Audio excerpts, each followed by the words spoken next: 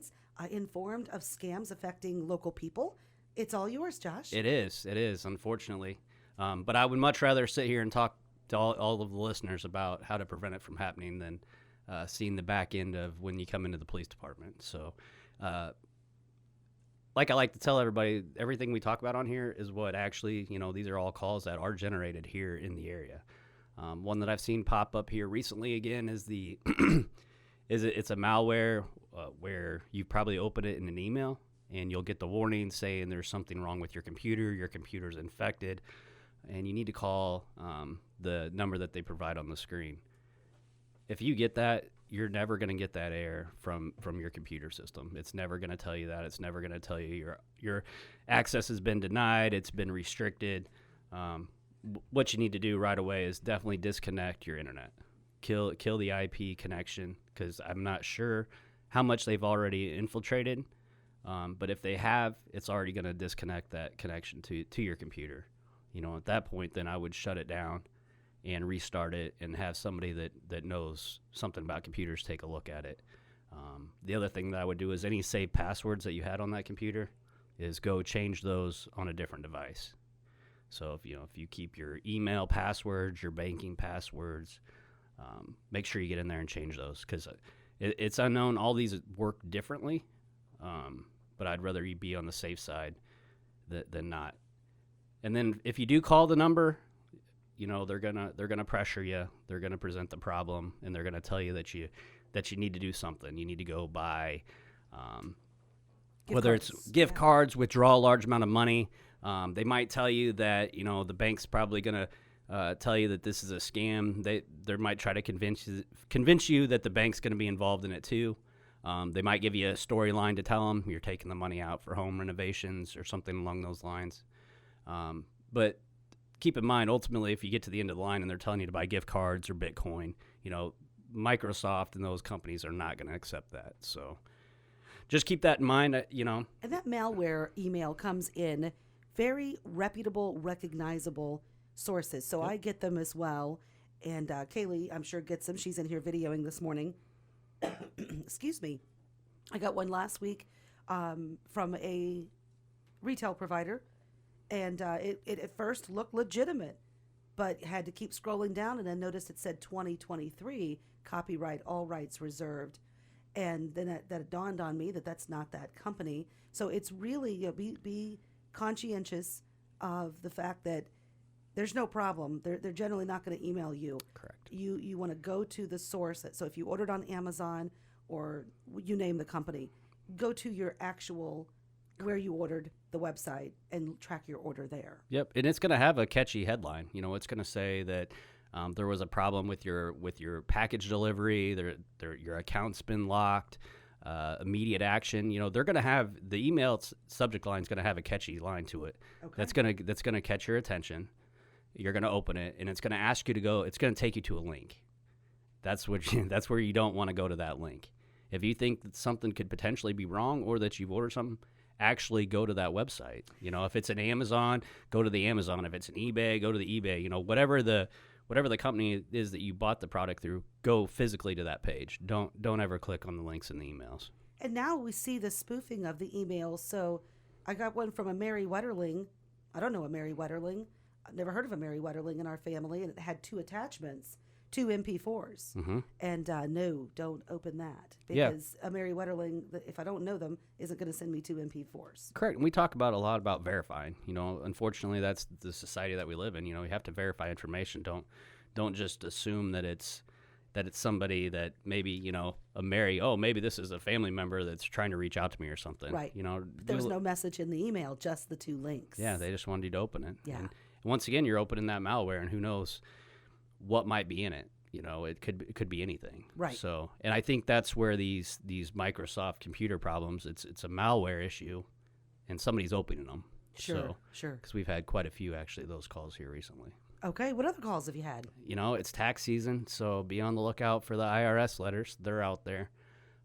Once again, they're going to be claiming that you're going to get a big refund, or that you need to contact them because there's a problem. It's a prize or a problem. It always starts there when it comes to a scam. So Be on the lookout for them. You're going to see them in emails. You're going to see them in letterheads that come in the mail. Just note that the government's not going to reach out to you and tell you that. When you do your taxes, at that point in time, you might tell your tax provider, hey, I did receive this letter. They could keep an eye out for it, but they're probably going to tell you, it's not, it's fake, it's false, it's a scam. So, there's those. And, we were talking about the weather, the home improvement people are going to be coming door to door here soon. I hate to say it like that, but unfortunately, it's the world that we live in again. And you'll start seeing the door to door talking about roofs, asphalt driveways, siding. The ones that really you got to be careful about are the ones that want to come inside your house. And you do get that every now and then. Whether they're selling a product, they're talking about, hey, we do bathroom renovations. Do you care if we come in and take a look at your bathroom? Basically, what usually happens is that the one person comes in, shows you the bathroom, while the other person rummages through the house. So getting to be nice outside, those are things to look for. Like I always say, the door-to-door salesman, usually nothing positive comes out of it, unless, it's Johnny down the street selling candy bars. I'll buy a candy bar all day long if you come to my door. But outside of that, send them, tell them you're not interested. If you have a Ring doorbell, even better. You don't even have to see them face to face. Yeah. So. Okay. What's next, Josh? Well, we've talked a little bit about, the emails. They're out there in text messages as well. Watch out for that. You'll get a text saying, there was a problem with your delivery. Once again, It usually looks like it's from UPS or FedEx. Just verify. If you've bought packages, actually go to that website, check it out. More than likely it's a scam because they don't. I know I've yet to receive a real text message saying that there was a problem with the delivery. So just keep that in mind. We talk a lot about just verifying. You got to verify and don't provide. Okay. They're going to ask you. They're going to present the prize of the problem, and they're going to want you to provide information, or they're going to want you to provide a payment. And then once you start questioning, they're going to provide pressure. So they're going to pressure you and tell you, hey, you need to do this now. They'll take it as far as, we're going to report this to the authorities if you don't, make this payment and gift cards. And, that's just not how we do business. So, okay. Unfortunately, the people are very convincing. It does happen. But if you get caught up in it and you stop, make sure you kind of document, who you've talked to, the phone numbers that have called you or that you have called. The emails that you've responded to, keep all that information because it is beneficiary to the investigation side. Yeah, we actually were able to thwart a bad guy once, only once, but so this one happened to a lot of us a couple years back. Everything was going through email because of COVID, right? So a bad guy ghosted one of our employees' emails and told our payroll person to change their bank account number and had a legitimate bank account number. And it was caught quickly, but boy, it almost happened. Mm-hmm. And there was correspondence back and forth, and it looked like it was my employee, and it was not. It was a bad guy or girl or whoever. Yep. But yeah, that was creepy. Yep. We've had, once again, we don't talk about things that haven't happened here. You're talking about a personal. We've had other businesses that's happened to here in town. So, the HR person received an email saying, "Hey, I need you to change my bank account." I opened a new account, and they provided the numbers and everything. And luckily, we're in a small town, and that person knew that person, so they called him and said, "Hey, I received this email from about changing," and she's like, "Yeah, that wasn't me." So that's quite scary. Yeah, you got to verify. Yeah. And what do you do when someone does call? Are you able to crack any of these cases? So basically what we do here on the local level is just we take in all the information, and then depending upon what was provided, whether it was money or whether it was just personal information, a lot of it gets sent down to the Attorney General's office, and the FBI does pick up on some of I wouldn't say pick up, but we provide the information to their specialized units that do work on the investigations, because 99.9% of these are all overseas driven. So, yes, I do wish that the one scam with the Saudi prince was real, because he wants to give me $32 million. Yeah.